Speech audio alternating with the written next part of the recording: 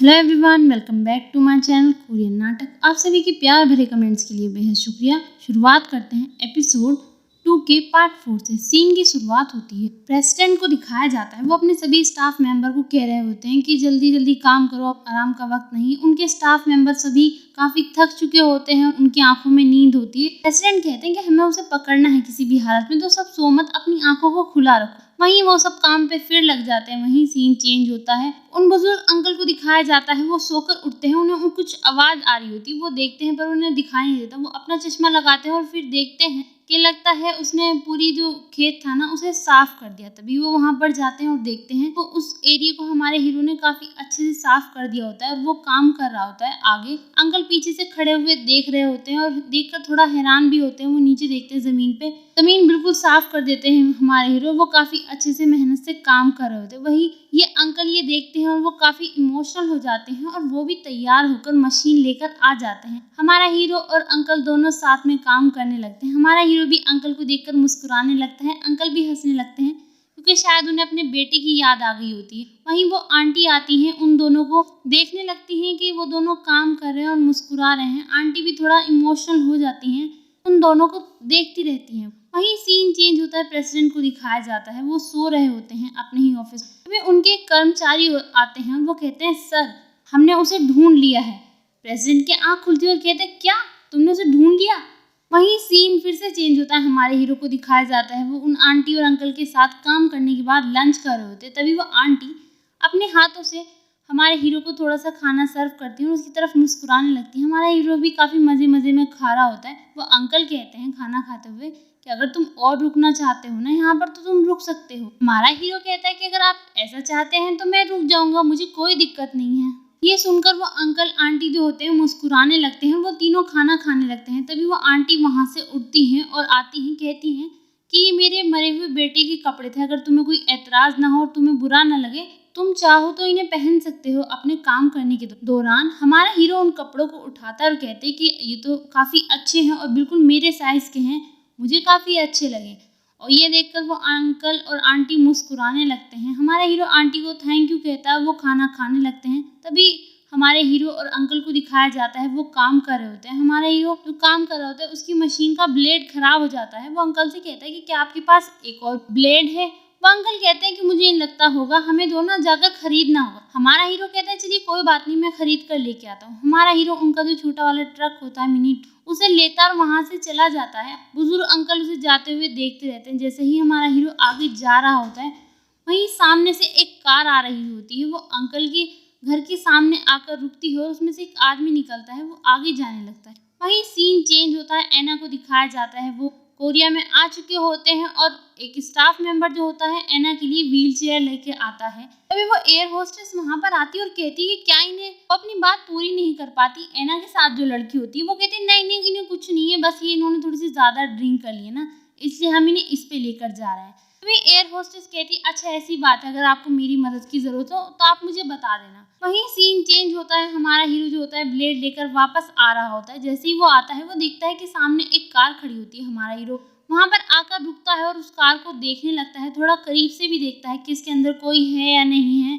वहीं scene change होता है, हमारे जो बुजुर्ग अंकल आंटी थे उन्हें दिखाया जाता है। वो एक आदमी से कह रहे होते हैं कि तुम ये क्या करे। वो आदमी जो होता है उन्हें बांध देता है और उसकी साइड में एक मिट्टी के तेल की बोतल रखी होती है। वो आदमी कहता है कि चलो फिर मैं तुमसे एक बार और सवाल करता हूँ। वो फोटो दिखाता है हमारा हीरो का और कहता है कि ये लड़का कहाँ पर है। वो बुजुर्ग अंकल आंटी कहते हैं कि हमें नहीं पता, वो सुबह ही यहाँ से चला गया। वो आदमी कहता है अच्छा ठीक है चलो कोई बात नहीं, अब तुम लोग जवाब नहीं दे रहे तो मैं इसमें कुछ नहीं कर सकता। वो तेल की बोतल उठाता है और अंकल आंटी और आसपास डालने लगता है। वो अंकल आंटी चीख रहे होते हैं कि तुम ये क्या कर रहे हो, तुम ये क्या कर रहे हो, रुक जाओ रुक जाओ। पर वो आदमी डालता जाता है तेल और बाहर जाके लाइटर निकाल के खड़ा हो जाता है। वो अंकल आंटी काफी डरे हुए होते हैं, वो नो नो कर रहे होते हैं, पर वो आदमी फिर भी नहीं मानता। जैसे ही वो आग को फेंकने वाला होता है अंकल आंटी के ऊपर लाइटर को, हमारा हीरो आता है और उसका हाथ मोड़ देता है और हमारे हीरो और उसमें काफी अच्छे से लड़ाई होनी शुरू हो जाती है। वो आदमी जो है चाकू निकालता है हमारे हीरो को मारने के लिए और जैसे कि हमें पता है हमारा हीरो मार्केट से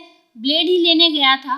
वो अपना ब्लेड अपने हाथ में पकड़े रहता है और उन दोनों में लड़ाई शुरू हो जाती है। वो आदमी हमारे हीरो को चाकू मारने की कोशिश करता है।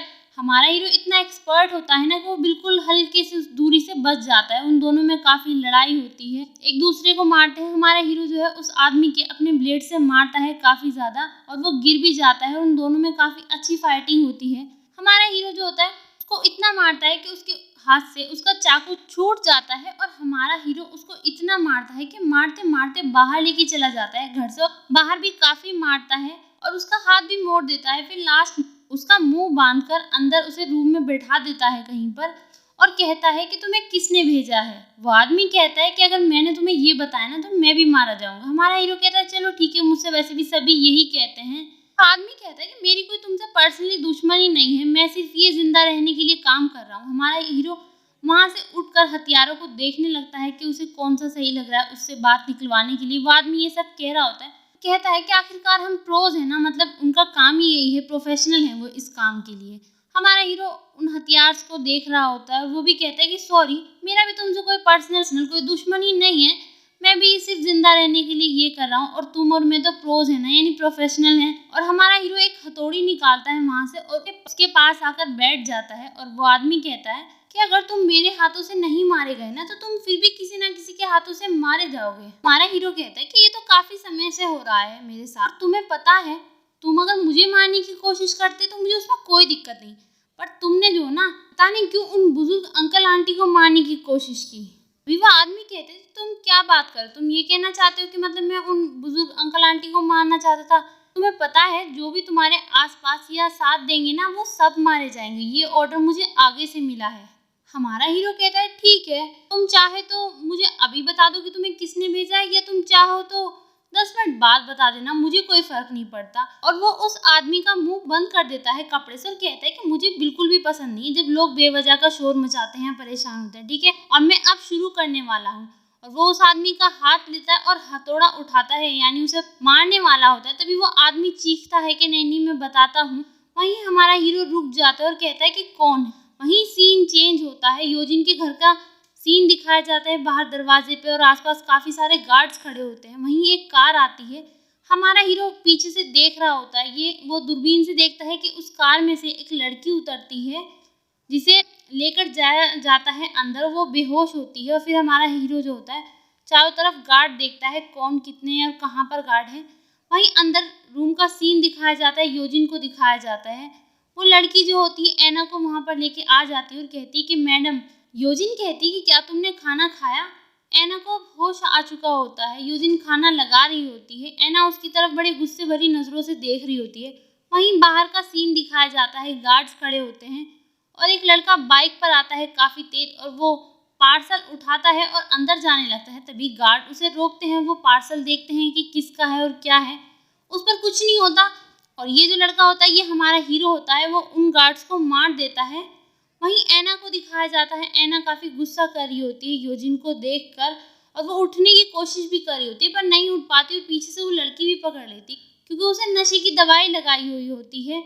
योजिन कहती है कि तुम तो अब जवान हो गई हो, बिल्कुल अपनी माँ की तरह। ऐना जो होती है वो गुस्से से उसकी तरफ देख रही होती है और कहती है चुड़ैल।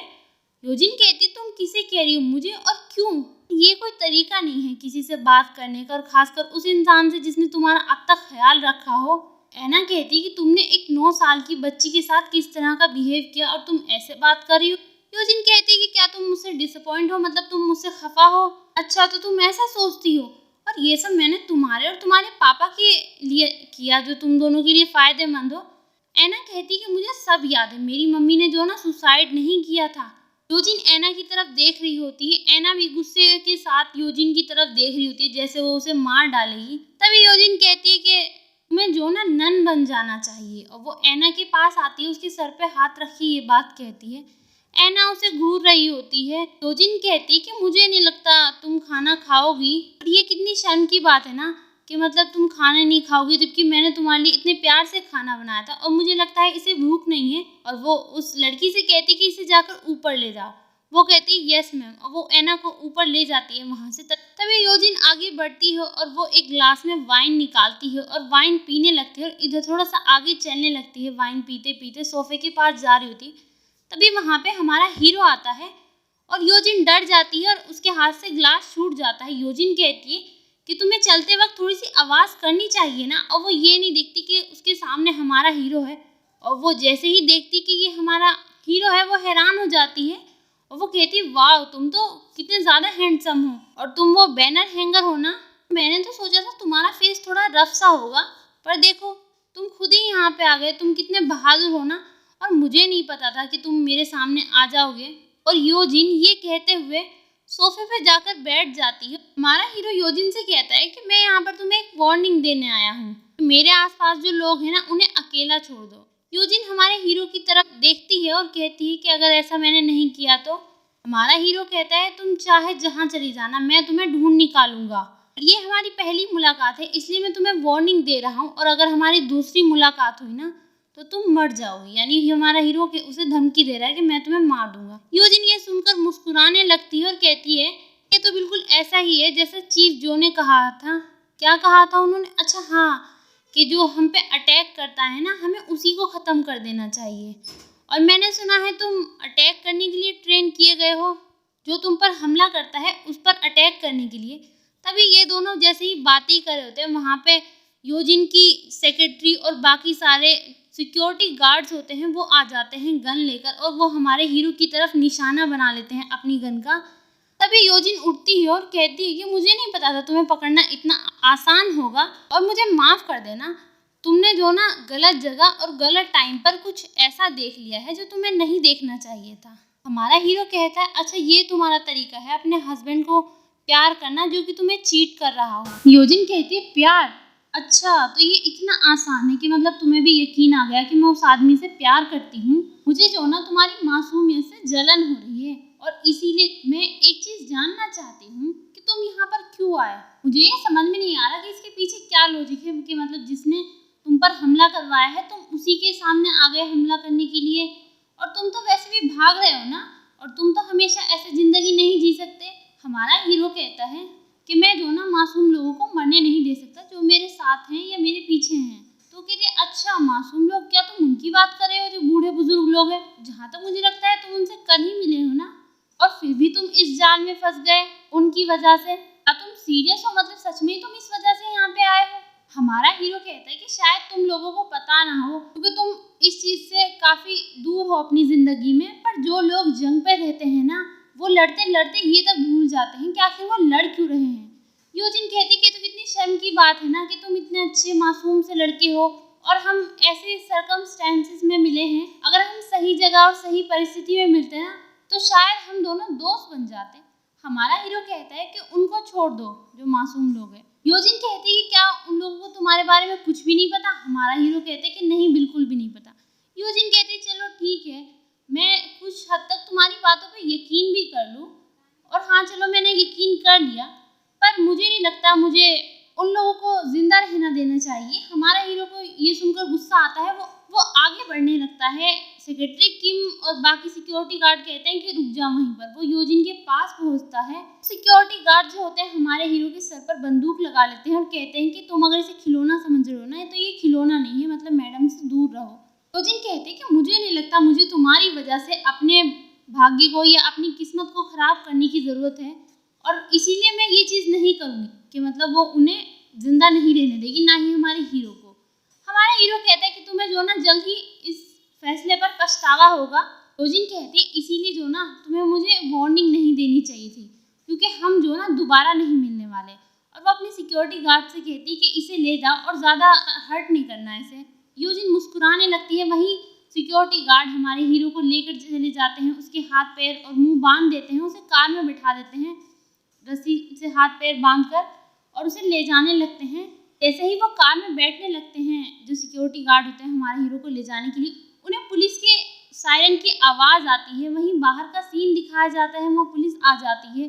सिक्योरिटी गार्ड्स खड़े होते हैं बाहर। पुलिस उनसे आकर कहती है ओ लगता है तुम दोनों काफ़ी हार्ड वर्क कर रहे हो। वो कहते हैं कि सर आप यहाँ पर कैसा है। पुलिस वाले उन्हें बताते हैं कि किसी ने दोनों डिलीवरी बॉय की मोटरसाइकिल चोरी कर ली है और वो भाग गया है, और लोगों का कहना है कि वो इस तरफ आया है।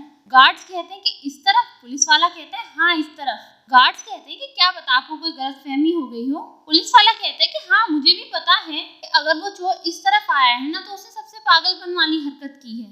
इस एरिया में आना ऐसा है जैसे शेर के मुंह में हाथ डालना। वहीं ये पुलिस वाले बात कर रहे होते हैं, दूसरा पुलिस वाला जो कार में होता है वो देखता है कि सामने एक बाइक खड़ी है और वो दूसरे पुलिस वाले से कहता है कि मुझे लगता है ये सामने जो बाइक है ये वही बाइक है ना। दूसरा पुलिस वाला भी देखता है और वो दोनों कार से उतरकर जाने लगते हैं। वहीं जो अंदर सिक्योरिटी गार्ड होते हैं, जो हमारे हीरो को ले जाने वाले होते हैं, वो बाहर नहीं निकलते, वो दरवाजे के पास खड़े होकर बातें सुन रहे होते हैं। वहीं हमारे हीरो को दिखाया जाता है वो अपने आप को छुड़ाने की कोशिश कर रहा होता है कार में। वो इधर उधर देखता है पर उसे कुछ नहीं मिलता। तभी उसकी नज़र सामने जाती है, वहाँ पे तेल की बोतल रखी होती है, पेट्रोल वगैरह की। वो उनसे अपने हाथ को गीला करता है और हथकड़ियाँ अपने हाथ से निकालने लगता है। काफ़ी टाइम मेहनत करने के बाद हमारे हीरो के हाथ से खून भी निकलने लगता है, पर वो फिर भी हथकड़ी को निकाल देता है अपने हाथ से। पुलिस वाले आगे बढ़ते हैं और वो आगे फ़ोन करने लगते हैं कि उन्हें ये बाइक यहाँ पर मिल गई है।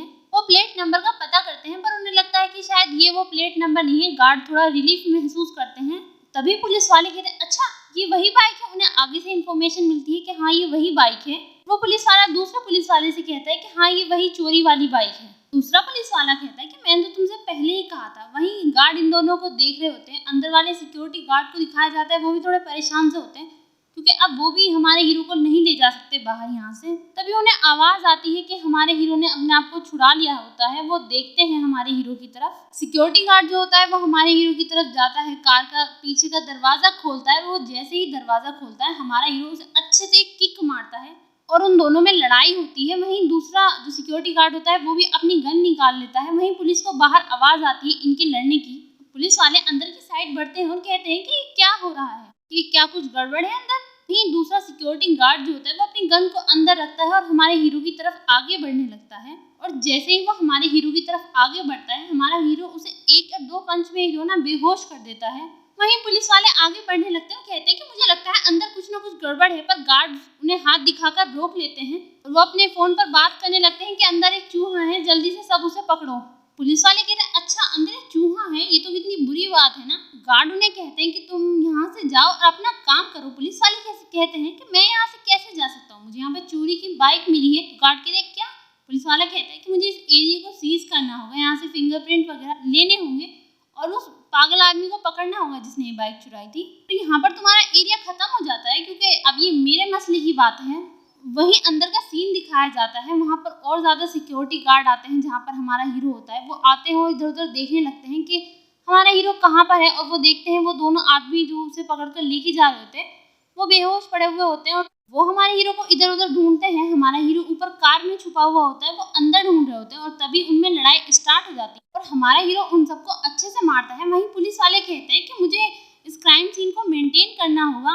जैसे ही वो ये कहकर बाइक के पास जा रहे होते हैं उन्हें अंदर से लड़ाई की आवाज़ आती है और वो जिस तरफ से आवाज़ आती है उधर देखने लगते हैं। तो कहते हैं कि अंदर कुछ ना कुछ तो हो रहा है और तुम लोग क्या एक चूहे की वजह से पूरे घर को तहस नहस कर दोगे। वहीं हमारे हीरो को दिखाया जाता है वो उन सबसे लड़ रहा होता है और काफ़ी देर तक अच्छी फाइट होती है। तभी उनमें से एक गार्ड जो होता है हमारे हीरो की तरफ जो करंट वाली मशीन होती है ना वो चला देता है, जिससे उसे करंट भी लग जाता है, वो नीचे गिर जाता है। और हमारा हीरो फिर भी गिरने पर ना उस जो करंट वाले सिस्टम होता है उसे अपने शरीर से निकाल देता है। इंजेक्शन टाइप के कुछ होते हैं। वो गार्ड जो है सिक्योरिटी गार्ड हमारे हीरो की तरफ मारने के लिए बढ़ रहा होता है आगे। हमारे हीरो के पास आता है मारने के लिए, पर फिर भी हमारा हीरो खड़ा होता है और थोड़ा बेहोश सा होने लगता है। वो उसे काफ़ी मारता है।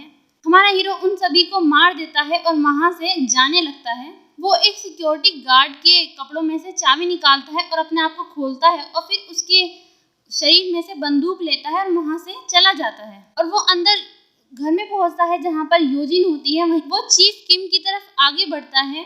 वहीं योजिन अपने रूम से फोन पर बात करती हुई नीचे आ रही होती है। हमारा हीरो योजिन को देखता है और उसकी तरफ आगे बढ़ने लगता है। वो योजिन के पास पहुँचता है और उसकी गर्दन पर बंदूक रख लेता है और हमारा हीरो कहता है कि ये हमारी दूसरी मुलाकात है जिस बारे में मैं तुमसे बात कर रहा था। योजिन काफी डर जाती है। हमारा हीरो गन लोड करता है और योजिन के सर पर रख लेता है।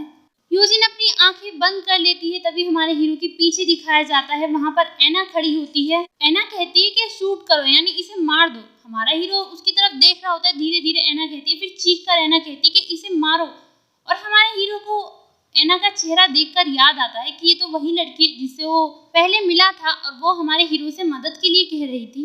एना चीखती रहती है कि मारो इसे, मारो इसे। हमारा हीरो एना की तरफ देख रहा होता है और यहीं पर ये एपिसोड समाप्त होता है। वीडियो पसंद आए सब्सक्राइब, लाइक, शेयर, कमेंट जरूर करिएगा। अगले एपिसोड के साथ जल्दी मिलेंगे, तब तक के लिए bye. Thank you so much.